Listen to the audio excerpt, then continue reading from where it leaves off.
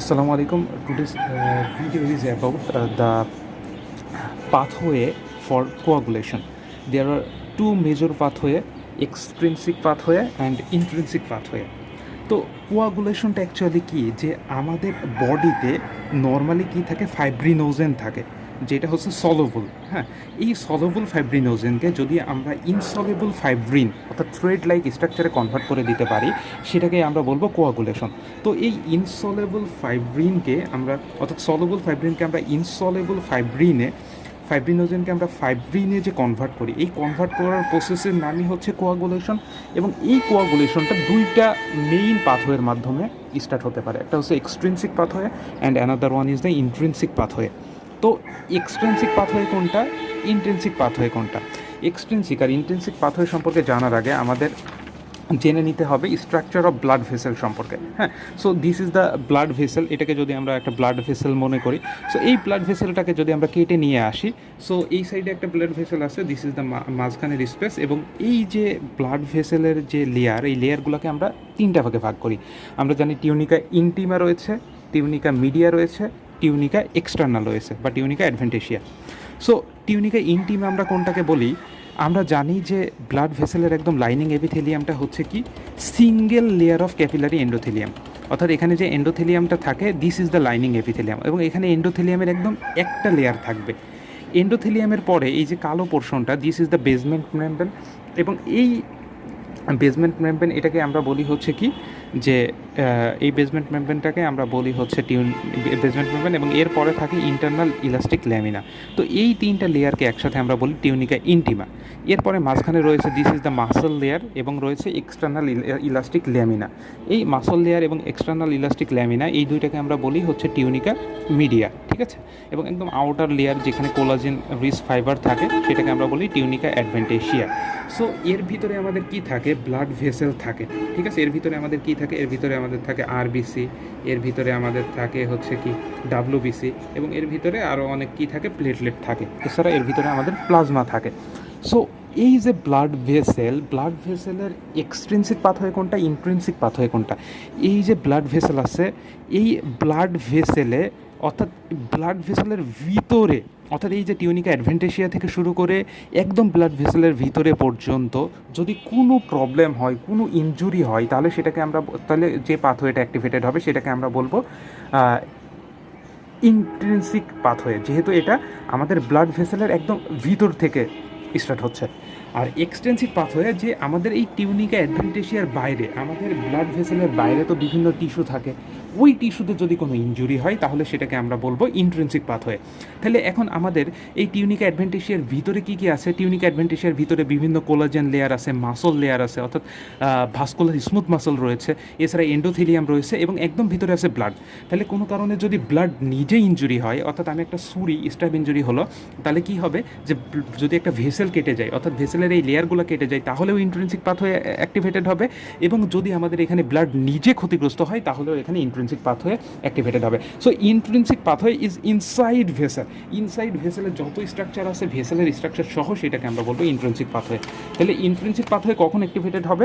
Intrinsic pathway তখনই activated হবে যখন আমাদের কি হবে, যখন ব্লাড ট্রমা, অর্থাৎ ব্লাডের নিজে ট্রমা হবে। ঠিক আছে? অর্থাৎ যখন ব্লাডের নিজে ট্রমা হবে, ব্লাড ট্রমা ইটসেলফ। এছাড়া কি, blood contact with vascular layer of collagen, অর্থাৎ কোলাজেনের কোনো লেয়ারের সাথে কন্ট্যাক্ট হবে, তখন আমাদের কী হবে, ইন্ট্রিনসিক পাথওয়েটা অ্যাক্টিভেটেড হবে। এবং এক্সট্রিনসিক পাথওয়ে অর্থাৎ টিস্যু ট্রমা, অর্থাৎ ভেসেলে কোনো ইনজুরি হয়নি, ভেসেলের ব্লাডে কোনো ইনজুরি হয়নি, এবং এর আশেপাশের যে টিস্যুগুলো আছে, ওই টিস্যুতে যদি কোনো ট্রমা হয়, তাহলে তখন কী হবে, আমাদের যেটা হবে সেটাকে আমরা বলবো extrinsic pathway. Okay, so intrinsic pathway, extrinsic pathway কীভাবে ইনিশিয়েটেড হয়, this is the very massive mechanism. এবং এরপরে আমরা দ্য স্টেপস অফ এক্সট্রিনসিক এবং ইন্ট্রিনসিক পাথওয়ে জাস্ট 2 মিনিটস লাগবে টু রিমেম্বার। তো এক্ষেত্রে just one technique, that is Barasat is the city of India. So Barasat, 12 means 12 এবং 7 মিন 7, অর্থাৎ এখানে আমাদের জাস্ট 12 এবং 7 এই কথা দুইটা মনে রাখতে হবে। তাহলেই আমরা এক্সট্রিনসিক এবং ইন্ট্রিনসিক পাথওয়েটা বুঝে যাব। অর্থাৎ তাহলে আমরা এখানে বুঝবো যে ইন্ট্রিনসিক পাথওয়েটা স্টার্টিং উইথ 12 এবং এক্সট্রিনসিক পাথওয়েটা স্টার্টিং উইথ 7, 12 এবং 7। সো এরপরে আমরা আমাদের যে ইন্ট্রিনসিক পাথওয়ে আছে, এই পাথওয়েটাকে আমরা কীভাবে মনে রাখবো? আমরা জাস্ট 12 থেকে 12 থেকে 7 পর্যন্ত, যেহেতু আমরা বলেছি 12 to 7, তো 12 to 7 পর্যন্ত আমরা এটাকে পরপর লিখব। 12-র পরে 11 হয়, 11-র পরে 10 হয়, 10-এর পরে 9 হয়, 9-এর পরে 8 হয়, 8-এর পরে 7 হয়, এভাবে আমরা লিখব, অর্থাৎ 12 থেকে 7 পর্যন্ত। শুধু এখানে আমরা কি করেছি, এই যে 11-র পরে যে 10 আছে ওই 10টাকে অমিট করে দিয়েছি। সো 12-র পরে 11, 11-র পরে 9, 10টাকে দেইনি, 9-এর পরে 8 দিয়েছি, 8-এর পরে 10 দিয়েছি, অর্থাৎ 10টা আমাদের এখানে টার্গেট আমরা মনে রাখবো, 10টাকে একদম আলাদা করে শেষে দিব। আর এখানে 8-এর পরে 7 হয়, 7টা আমরা যেহেতু বললাম যে এক্সটেন্সিভ পাথওয়ের অংশ, তো 7টাকে আমরা এক্সটেন্সিভ পাথওয়েতে স্থান দিয়েছি। তাহলে 12, 11, 9, 8, 10, 7, ঠিক আছে, অর্থাৎ শুধু 10টাকে আমরা লাস্টে দিয়েছি।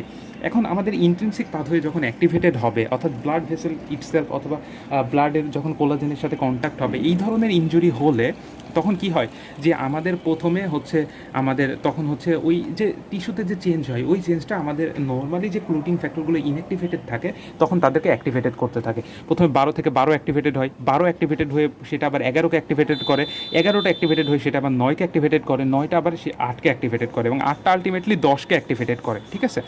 আর in case of extrinsic pathway আমাদের যে টিস্যু ট্রমা হলো ওখান থেকে একটা টিস্যু ফ্যাক্টর রিলিজ হয়।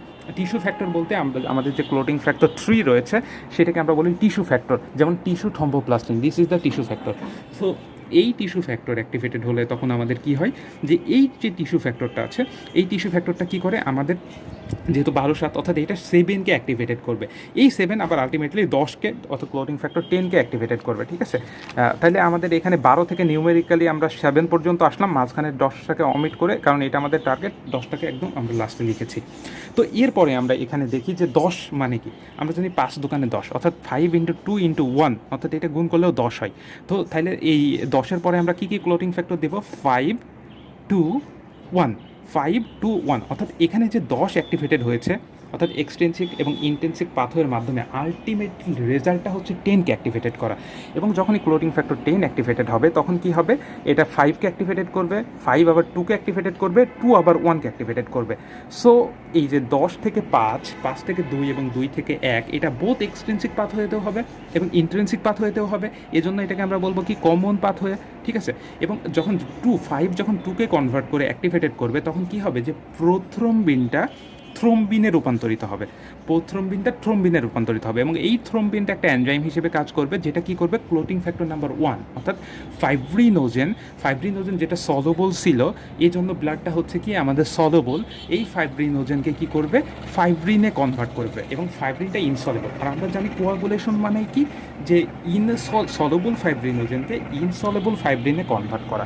সো এর মাধ্যমে আমাদের কি হবে, আলটিমেট আমাদের যে রেজাল্ট কোয়াগুলেশন হবে, অর্থাৎ অর্থাৎ কোনো কারণে যে ইনজুরিটা হয়েছিল, যেটা আমাদের আলটিমেটলি এক্সটেন্সিক পাথওয়ে এবং ইন্ট্রিনসিক পাথওয়েকে স্টিমুলেটেড করে আলটিমেটলি কী করলো, যে আলটিমেটলি আমাদের ফাইব্রিনোজেন থেকে ফাইব্রিনে কনভার্ট করলো, এই যে কোয়াগুলেশনটা হলো, এই কোয়াগুলেশনটা তখন প্রিভেন্ট হয়ে যাবে। So this is the